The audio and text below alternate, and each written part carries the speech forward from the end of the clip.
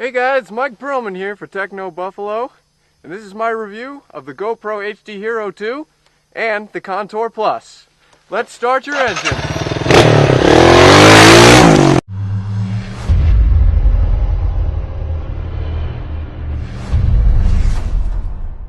This review is for all my fellow motocross enthusiasts, bikers, skiers, skateboarders, snowboarders, and extreme walkers. In this video, I'm going to be comparing the Contour Plus and the GoPro HD Hero 2. Now we'll start with the Contour Plus.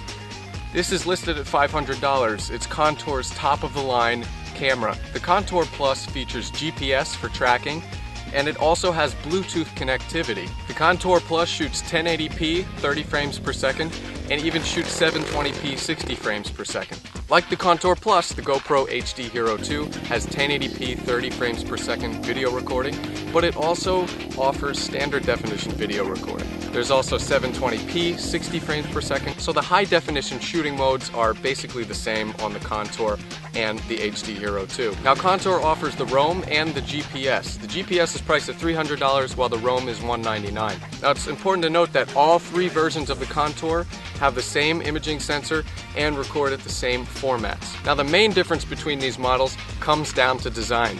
The GoPro HD Hero 2 retains that fun, lovable little brick design, while the Contour Plus has brushed aluminum accents and looks much sleeker, kind of like something you'd find in a James Bond film. One of the advantages the GoPro 2 has over the Contour Plus is that you could actually control the width of your lens. Right out of the box, the GoPro HD Hero 2 offers you a couple different housings, including a waterproof housing. The downside to the Contour is that you actually have to buy an accessory.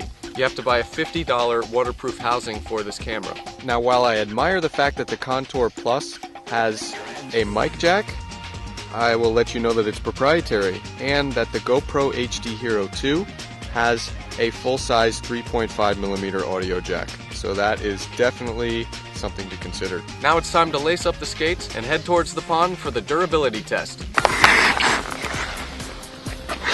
One of the benefits of the Contour Plus design is its low center of gravity. I took both cameras, strapped them to a hockey puck, and took a slap shot.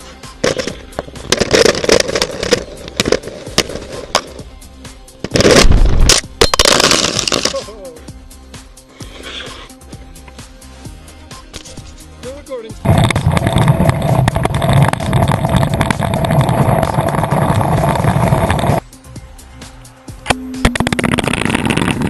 Both cameras emerged unscathed. If I was going to do any kind of specialty shots, I'd definitely use the Contour to mount on the puck, because mounting the GoPro to the hockey puck was like watching a pelican on stilts run the 100-meter dash. Another thing you'll notice about the Contour is that its mounts are more versatile. While the GoPro only allows the camera to lock into place and shoot straight forward, the Contours can be shifted all the way a full 360 degrees. Now on the contrary, the Contour lacks the ability to tilt forwards or backwards, and that's a key element to the success of the GoPro HD Hero 2. One thing I do like about the Contour system is that it's super easy to mount and unmount the camera. All you do is slide it into grooves, snap it in place, and you're ready to go. With the GoPro, you have to fiddle about with a screw system. The unfortunate thing about the system is that these dome nuts are free floating and they could fall out easily and be lost. As far as interface, the GoPro HD Hero 2 is a lot easier to understand and operate. The new refreshed LCD screen on the front is a lot more intuitive. They put a secondary record light on top of the unit, while the Contour Plus lacks an LCD of any sort and requires you to make button combinations in order to make certain adjustments. The one thing I did like about the Contour Plus was the fact that the record button was so easy to operate and access.